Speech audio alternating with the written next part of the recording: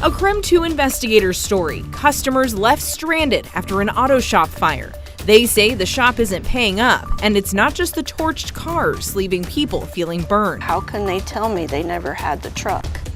Summer heat and sunshine dominate the forecast all week before a change arrives this weekend. And the Kootenai County Sheriff's Office is getting a big upgrade. How it will change the way recovery efforts are carried out.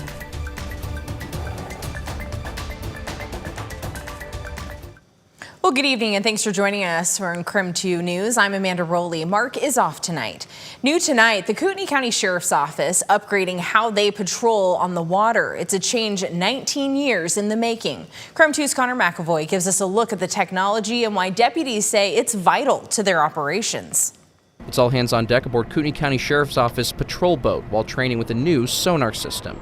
It's known as a towed side scan sonar unit. Dive teams say it can scan deeper and deliver better imagery of what they've had in the past. Sergeant Ryan Miller with the Sheriff's Office says the upgrade couldn't have come sooner. We're very busy. We have, for years, Kootenai County led in injury crashes, in fatal crashes, in people missing along the waterway. The full-time dive team became a reality in 2006 in response to the drowning death of realtor Gary Fox. The equipment bought back then was in desperate need of an upgrade. They've been using that exact same system since that time. It is no longer serviceable. It has, we've been putting some money into it to keep it running, and now it's just kind of an obsolete system. Now, dive team member Sergeant Ryan Odegaard says the new sonar has a keener eye on the waters they patrol. It has more range to find any potential clues in investigations and help families who've lost relatives in the area's many waterways. It means everything. It means more efficient searches, hopefully more efficient locates, hopefully more closure for families. It's an invaluable resource to the community and to the region ultimately. He says the upgrade cost $84,000. $22,000 came from the Kootenai County General Fund. That same amount came from the Sheriff's Office vessel account, and $40,000 came from the nonprofit Mahogany Boaters Education Association, or MBEA. It's a nonprofit with the goal of promoting water safety and boater education. Sergeant Miller says the sonar unit's already been used with the team working in Montana to help investigate an alleged drowning in Flathead Lake. He adds, despite a lower number of emergencies in Lake Coeur d'Alene in the past year, he says that makes it the perfect time to improve how they respond in the future. In recent years, that we've actually kind of seen a dip. We don't know why we've seen the dip. We are trying to step up the enforcement and education side, but we know that that's not going to last very long. Our team is really good at what they do. The only thing that we've been lacking over the past, 10 years or so has been a good system. Connor McAvoy, KREM 2 News. All right, taking a look at weather now. We've got Chief Meteorologist Jeremy Legoo joining us. And Jeremy, it was a beautiful day today. Clear skies, and looks like that hotter temperature is going to stick around for a little while longer. Yeah, believe it or not, Amanda, let's take a look at those temperatures right now. 68 degrees is closer to our average high temperature today than we were earlier. Believe it or not, that average high sits right around 73. We topped out at 85 here in Spokane, up near 90, pretty widespread across the region. Not a cloud in the sky again tonight, and you have to go out pretty far to find our next activity. It's all the way up in the Aleutians. So for us, it's more of the same, but just a little bit warmer. Overnight, we're falling back into the 50s again, but this time we're going to be in the mid to upper 50s, pretty widespread. Tomorrow afternoon, I think we get a little warmer. We topped out at 85 today. Tomorrow, I think we're right around there, 85, 86. It's just difficult to get much warmer than that this time of year, and we do a decent job of staying there.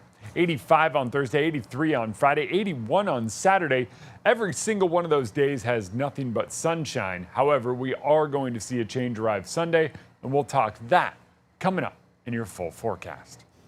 All right, thank you, Jeremy. New tonight, ABC is pulling the plug on Jimmy Kimmel Live. The late night show will be off the air indefinitely following a controversy over Jimmy Kimmel's remarks about conservative activist Charlie Kirk's alleged killer. Today, the network's announcement came after the chairman of the Federal Communication Commission threatened to take action against Disney and ABC. During his Monday monologue, Kimmel suggested Kirk's alleged killer might have been a pro-Trump Republican. ABC has not immediately responded for a comment, and neither has Kimmel's representatives. Well, it's time now for your Night Beat with a quick look at today's top stories. Tonight, 3 police officers are dead and 2 are critically wounded after a shooting in York County, Pennsylvania this afternoon. The suspect died after being shot by police. The officers were following up on an investigation authorities describe as domestic in nature. Governor Josh Shapiro is calling the shootings a wake-up call. This kind of violence isn't okay.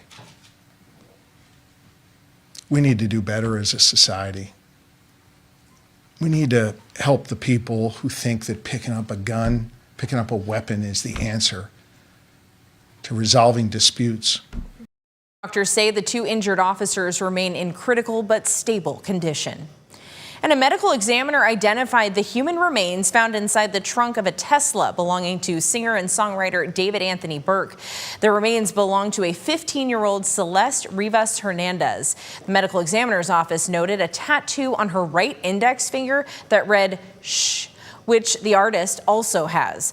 Detectives took possession of the Tesla, which has a Texas license plate and is registered to Burke. The artist was on the North American leg of an international tour at the time of the body's discovery.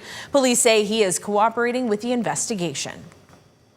A routine drug burn for the FBI gone horribly wrong. 2 pounds of incinerated methamphetamine filled a Montana animal shelter with a cloud of smoke. This hospitalized 14 workers and relocated 75 dogs and cats. The FBI routinely uses external facilities to conduct drug burns. The agency was using the incinerator in the Animal Control Division, which is connected to the shelter. Fans intended to push smoke out of the building were not readily available, causing the smoke to fill in the building. And that's it for your Night Beat. For more on any of those stories, head to our website, KREM.com. But don't go to bed just yet. An auto shop fire left customers stranded, and they say the shop isn't paying up. The details coming up. But first, honeybees are at risk here in the inland Northwest. The new study focusing on how plants could hold the key to saving them in just 90 seconds.